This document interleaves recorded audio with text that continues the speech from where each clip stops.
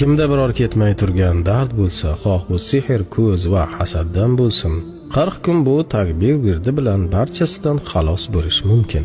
Hatto saraton bo'lganlar ham o'qisa yaxshi bo'ladi. Surunkali bosh og'rig'ining ham shifosidir. Jinlardan aziyat tortayotganlar uchun ham ajoyib bir tuhfadir. O'qish tartibi bomdod namozidan so'ng boshlaydi.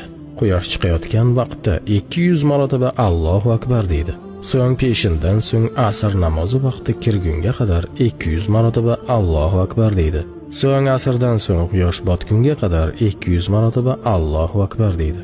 Shomdan so'ng xuftonga qadar 200 marotaba Allohu akbar deydi. Xuftondan so'ng 200 marotaba Allohu akbar deydi. Shu bilan bir kunga 1000 marotaba bo'ladi. So'ng uyqudan oldin 100 marotaba Allohu akbar kabirun valhamdulillahi kaseeran va subhanallohi bukratan va asilan deydi. Shu tartibda 40 kun davom etadi. Allohning izni bilan har qanday kasallik ketadi.